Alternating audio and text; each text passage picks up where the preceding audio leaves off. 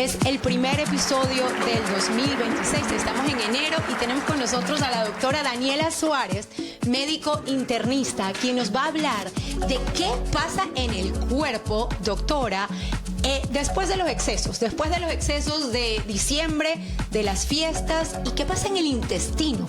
¿Sabían ustedes que el intestino nos ayuda a regular hasta nuestras emociones? ¿Es eso cierto, doctora? Bienvenida, gracias. Muchas gracias, qué honor estar aquí y me encanta la energía del inicio de año. Y si 10 personas nos están escuchando en este momento, sepan que una, al menos, dicen del 10 al 15% tienen síndrome de intestino irritable. O colitis nerviosa, o colon irritable, o intestino perezoso. Son sinónimos de este conjunto de síntomas. Al final es el síndrome de intestino irritable. Y justo estas 2 semanas que llevamos de excesos por las fiestas, por comer pues muchísimo más copioso de lo normal, el sedentarismo, el estrés o el alcohol incluso, pues puede afectar nuestra microbiota intestinal. Y eso es justamente lo que venimos a hablar en este momento. Doctora, vamos a empezar de cero para las personas que nunca hemos escuchado estos términos o las personas que nos están escuchando que nunca han escuchado sobre el intestino irritable o inflamado y la microbiota. ¿Qué son estos términos? ¿Qué es la microbiota y qué es el intestino inflamado? Bueno, si tienes al menos una vez por semana dolor abdominal, te distiendes así sea con una ensalada, sientes que ya tienes una panza de 6 meses de embarazo. Si tienes patrones evacuatorios muy cambiantes, ya sea diarrea o estreñimiento o alternos, y justamente estos síntomas son muy repetitivos, no es que tuviste, no sé, una infección y ya y se te quitó, no, sino que vives con esta situación por mucho tiempo, muchas semanas. Es como una montaña rusa de estos síntomas, pues quizás tengas síndrome de intestino irritable. Ahora, la microbiota intestinal es un universo entero de microorganismos que viven en nuestro intestino. Básicamente, nosotros tenemos metros de intestino entre el delgado y grueso, y ahí viven bacterias, virus, viven hongos también, y no necesariamente son malos. Y es común que la gente dice como que las bacterias, ¿no? Y no son buenas, etcétera. Tenemos bacterias buenas y bacterias malas. Así es. Y depende de las bacterias, entonces hay términos diferentes y estamos saludable o en balance o no. Así es. Por ejemplo, si nosotros tenemos una buena carga de microbiota, o sea, de probióticos, de este conjunto de microorganismos buenos, pues tenemos salud.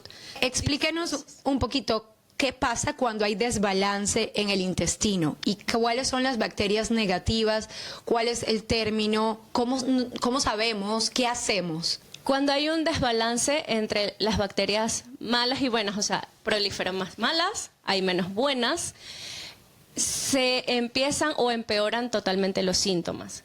Puede haber pues mayor dolor abdominal, mucho más frecuente, que no mejora, que hay mayor distensión abdominal con cualquier alimento. Incluso hay personas que dicen hasta el agua me inflama. Y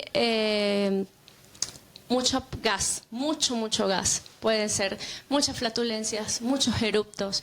En este punto estamos hablando de disbiosis intestinal y puede ser peligroso porque al final la disbiosis, o sea, la proliferación de bacterias malas pueden incluso generar fiebre, que sería pues un dato de alarma, una red flag, para acudir al médico, no esperar un día más, porque pues quizás ya requieras mayores terapias adicionales. ¿Cómo es esto de la relación entre el sistema digestivo y la serotonina, que sería el sistema nervioso? La producción de serotonina, y es algo que me vuela la cabeza porque increíblemente no se produce en su mayoría en el cerebro, sino el 90% en el intestino, gracias a la microbiota intestinal. Y ahora, ¿qué hace la serotonina? Bueno, vamos a hablar qué hace la serotonina, pero ¿cómo reforzamos la microbiota? Como lo que nos estaba diciendo, ¿no? ¿Cómo mejorar esto para tener óptimo el sistema nervioso, básicamente? Entonces, nuestro sistema digestivo está relacionado con el sistema nervioso. Así es. Y con la serotonina, que queremos saber exactamente de qué se encarga. Pero yo creo que esto se encarga de las emociones, de la ansiedad, de cómo reaccionamos a las cosas, a la vida. ¿Podríamos decir entonces que en base a nuestra comida se basan nuestras emociones? Sí, totalmente. Ok. Si tenemos un intestino sano, de hecho, las personas que tienen el síndrome de intestino irritable tienen 2 o 3 veces más probabilidad de tener ansiedad o depresión. Incluso es viceversa. Al final, el comer bien, el hacer ejercicio, o sea, todos los buenos hábitos, al final aumentan este neurotransmisor y eso nos da bienestar. La serotonina básicamente regula nuestro estado de ánimo.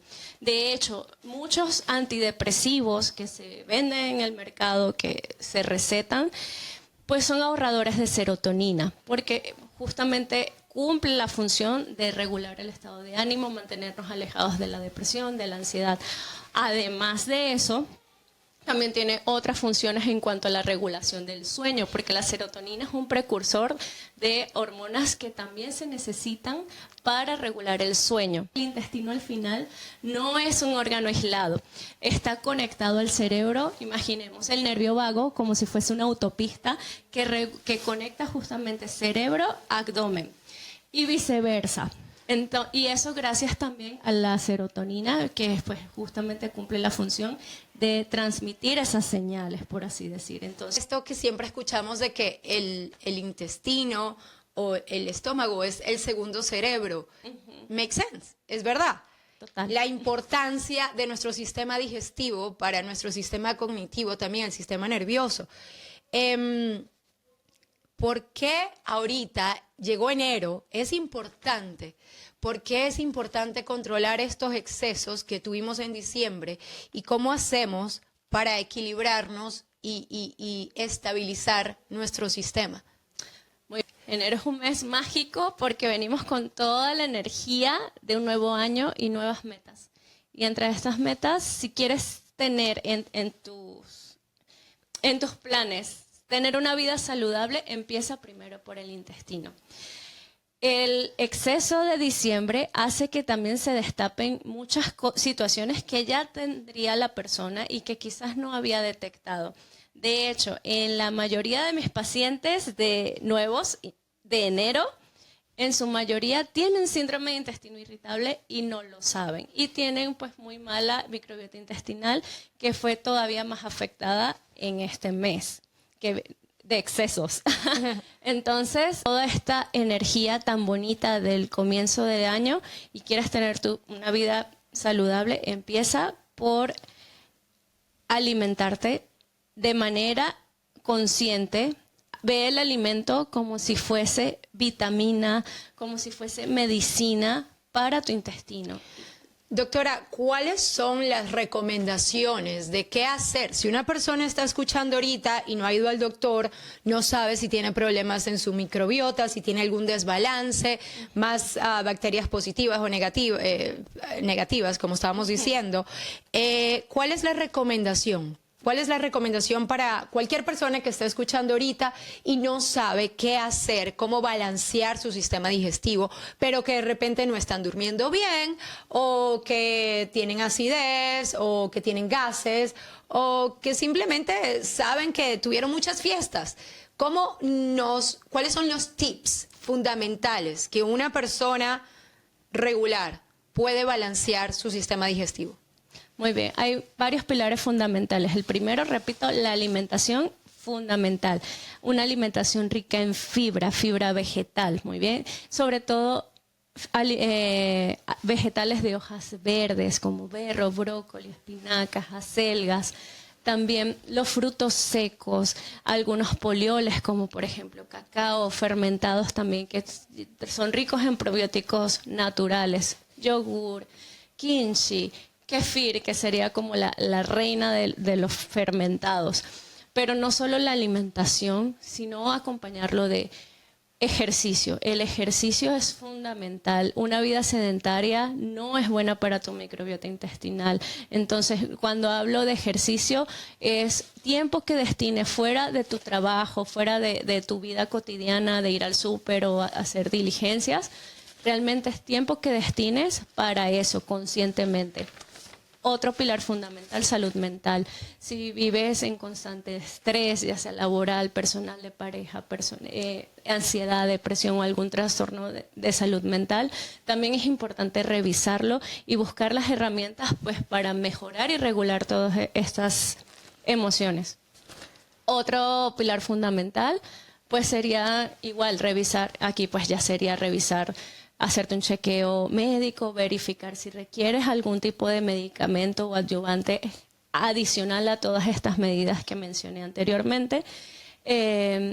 Y muchas veces igual en esta parte, en este ítem, cuando las personas van al médico, tal vez se sientan un poco frustrados porque esto no es algo que va a salir en los análisis de sangre. Puede salir análisis de sangre totalmente normales, esto es un diagnóstico por interrogatorio, el médico se tiene que sentar contigo y pues charlar. Incluso las guías dicen que al menos 90 minutos se requieren para llegar al diagnóstico, para justamente preguntando cómo es tu vida, qué comes, cuánto duermes, de qué trabajas, qué desayunas, qué cenas. Todo esto es importante para pues establecer el diagnóstico.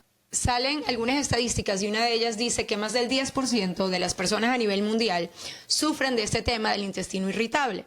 Sin embargo, hubo una estadística que me sorprendió más, que es de que las mujeres, un 17% más, un 17% en comparación con 10% de hombres sufren de este tema. ¿A qué le podemos atribuir esto? Del 10 al 15 también dicen otras guías, pero lo que yo mencionaba al principio, si en este momento nos están escuchando 10 personas, una al menos tiene el síndrome de intestino irritable.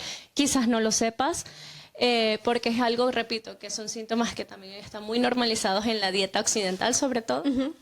Pero el tema de hombre-mujer, a cualquiera le puede dar por igual, sea hombre o mujer. Tal vez algunas estadísticas pues tienen más registros de mujeres, quizás por un tema cultural en cuanto a las mujeres pues consultan más. Y esto es algo no solo en este diagnóstico, sino pues en todos los diagnósticos que existen en la medicina. Las mujeres consultan más. Dijo algo que me parece súper importante, especialmente, ¿no? Como hacemos podcast y es online y escucha gente de muchos lugares. Este tema puede ser cultural también, depende de la comida, depende de dónde vives. En parte de lo de las estadísticas, estaba viendo que en México hay índices más altos del síndrome del intestino irritable y problemas con la microbiota. Podría ser por el exceso del picante, de la forma de la dieta, de lo que la gente come. Así es. Hay un top de enemigos, por así decir, o detonantes de este síndrome. En primer lugar, obviamente, la alimentación. Y esto ya varía en cualquier región del mundo, que se puede identificar con una dieta muy rica en ultraprocesados, azúcares, refrescos, muchos carbohidratos, grasas, comidas muy copiosas.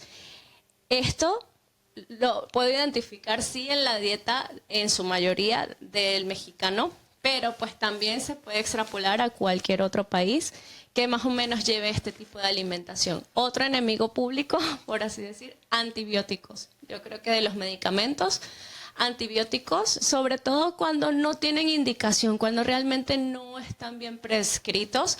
Por ejemplo, la señora que le duele el ojo, antibiótico para el todo. antibiótico, le dolió la garganta, el antibiótico, que le dio un dolor abdominal, el antibiótico. Al final el antibiótico no solo te está matando la bacteria mala que te esté produciendo el síntoma, que muchas veces es virus, muchas veces incluso es una reacción alérgica, lo que sea. Y el tema es que te destruyes la microbiota intestinal y cuesta hasta 6 a 12 meses recuperarla, según las guías. Y también, otro enemigo público, el sedentarismo, no hacer ejercicio. Y aquí, insisto, es un pilar fundamental. Si quieres verdaderamente mejorar la microbiota intestinal, hacer ejercicios. ¿Cuál sería una dieta saludable? ¿Cómo hacemos? Porque dices que hablas de hasta 8 meses para recuperar la microbiota. ¿Cuáles son como las comidas, lo que debemos de tomar para balancear y mejorar nuestra microbiota? esta pregunta me gusta porque es un poquito capciosa, porque depende del paciente en el momento en el que estás identificando el paciente. Nuestra microbiota intestinal no es exactamente la misma, es como una huella digital. Cada persona tiene pues una microbiota distinta a otra. Y cuando venimos de un paciente pues que está muy mal, que seguramente tiene disbiosis, es decir, tiene muchas más bacterias malas que buenas, en este punto la dieta que le sirve a esa persona no le puede servir a otra. Le puede, incluso le repito, son personas que una ensalada le puede inflamar, un jugo verde le puede inflamar horrible. Entonces hay que hacer una especie de detox, por así decir, donde se eliminan muchos alimentos. A esto, en este diagnóstico se conoce como dieta baja en FODMAPs. Los FODMAPs es un acrónimo en inglés que básicamente es dieta baja en fermentados, oligosacáridos, disacáridos, polioles. Quitan algunos cereales como avena y se hace una dieta muy estricta, pero pues baja en FODMAPs. Y esto más o menos dura 4 o 6 semanas, en donde ya luego se van incorporando uno a uno, como si fuese un bebé, que se empieza un alimento a la semana, se va probando tolerancia. La idea es incorporarlos todos nuevamente y justamente ir resanando esa microbiota intestinal. Y ya luego de incorporar todos estos alimentos, ya después se pueden incorporar los fermentados que tienen pues probióticos vivos. ¿Cuáles son como los alimentos, si alguien nos está escuchando y que usted como doctora recomiende y dices, estos alimentos los tienes que tener en tu dieta? Sí, tengo un top. Ok. No sé si es top 5. Ok. Por ejemplo, alimentos muy babositos, como nopales, de mis favoritos. También están los morados. Por ejemplo, camote morado, la col morada. Bueno, la col también agria, ya sería el fermentado como kimchi, también todos los alimentos verdes, repito, berro, brócoli, espinacas, acelgas, frutos secos, como nueces, como semillas de calabaza, de girasol también. Polioles, como el cacao, el granito del cacao también es muy bueno. Y los fermentados, mis favoritos. Fermentados, háblese de yogur griego, de kimchi, de kefir, de kombucha. Ok, eso nos gusta. Ok, doctora, ya para cerrar, ¿hay algo más que no hemos hablado? A ver, sí. Ok. Cuando justamente es muy importante que la persona también pueda establecer las red flags y cuándo saber exactamente en qué punto del síndrome de intestino irritable está. Entonces, si te identificas con los síntomas que hemos mencionado, pero repito, si estos síntomas son diarios, si hay mucha distensión, si hay muchos gases, quizás tengas SIBO. SIBO justamente es, repito, la disbiosis, hay más bacterias malas que buenas. En este caso, se tiene que hacer justamente este detox, esta dieta baja en FODMAPs. Tienes que empezar a incorporar alimentos poco a poco. Esto se tiene que hacer guiado por un profesional, obviamente, porque, repito, no aún la misma dieta que se imprima se le sirve a todo el mundo. Y si en este caso llegas a tener fiebre y dolor abdominal que no mejora, sí es importante no esperarte un día más a consultar a tu médico. Otras red flags muy importantes en las que también tienes que consultar al médico porque podemos hacer un diagnóstico diferencial. O sea, puede ser otra situación también delicada, es que pierdas peso de manera no intencionada y que tengas estos síntomas a partir de los 50 años. Tienes que consultar porque tenemos que buscar también otras situaciones fuera del síndrome de intestino irritable. Ok, doctora, ya para terminar, a las personas que sufren de ansiedad, de depresión, ¿tiene algún mensaje para ellas de cómo quizás revisar su microbiota, su sistema digestivo y con la relación de lo que estábamos hablando, ¿no? Del segundo cerebro? ¿Cuál es su recomendación? Mi recomendación es que vean, ya sea igual, el tratamiento que estés llevando, ya sea para depresión o ansiedad, no necesariamente se tiene que sostener del medicamento que estés tomando en este momento. Velo como un conjunto de todo, velo como una mesa que se sostiene de 4 patas. Una es el medicamento, lo otro sería cómo estás alimentándote y en esto pues se ve relacionado todo lo que hemos mencionado de la salud intestinal, la microbiota intestinal.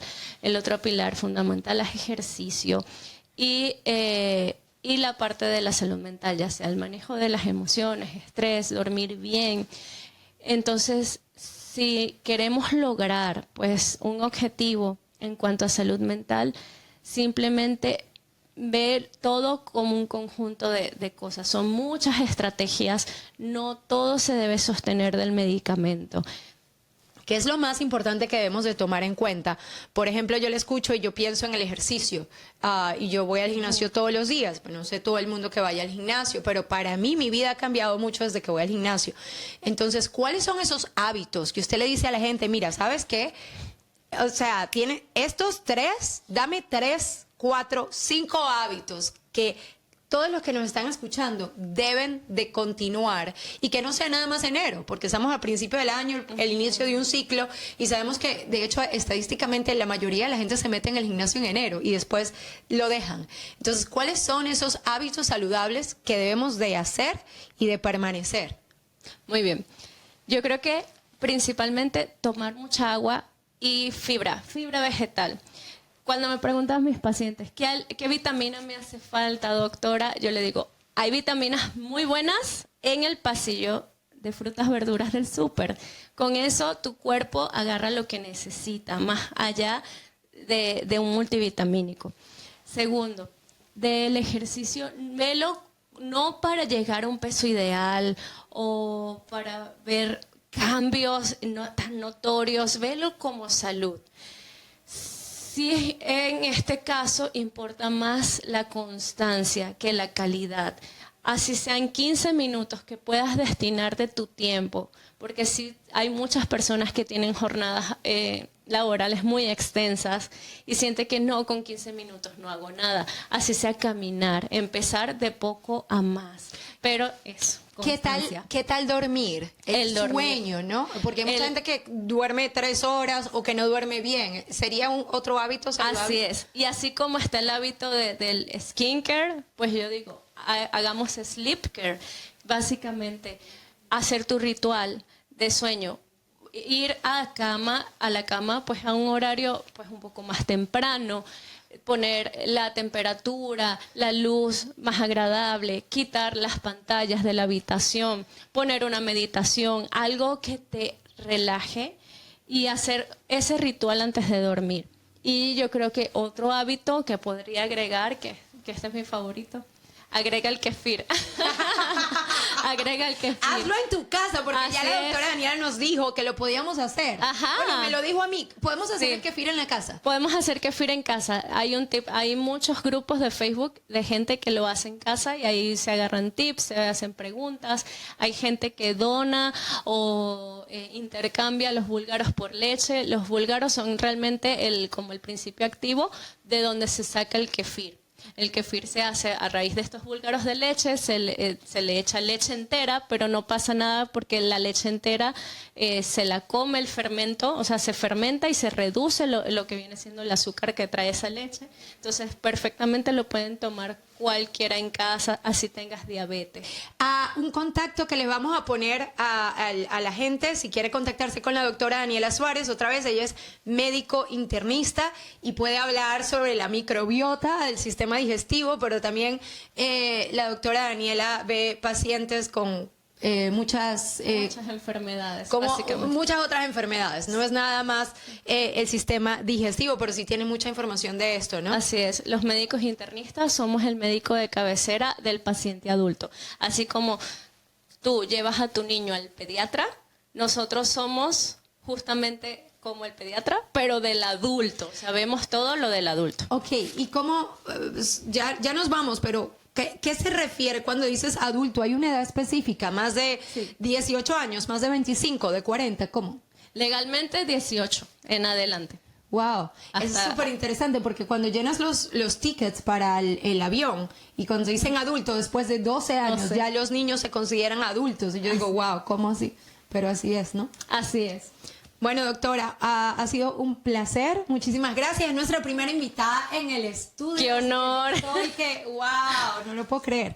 Estoy muy honrada y muy agradecida de que esté con nosotros hoy. Muchísimas gracias y espero pasen feliz año. Aprovechen la magia del inicio de año para tomar impulso y mientras pues desarrollemos disciplina para mantener los hábitos durante el tiempo. 2026, me encantó ese consejo porque es verdad, ¿no? En el 2026, a principio de año, Así la gente es. está muy motivada. Así y es. cómo continuar esa motivación para el resto del año, que no nada más sea las primeras 2 semanas de enero, ¿no? No, esto es algo de constancia. Por eso decía, la constancia vale más. Muy bien. Y la disciplina. Así es, entonces empezar por pequeños cambios, pero repito, mantenerlo en el tiempo. Muchísimas gracias a todos los que nos están escuchando, muchísimas gracias a todos los que llegaron hasta aquí escuchando este show y a la doctora Daniela Suárez, mi agradecimiento. Gracias. Gracias a ti, Daniela.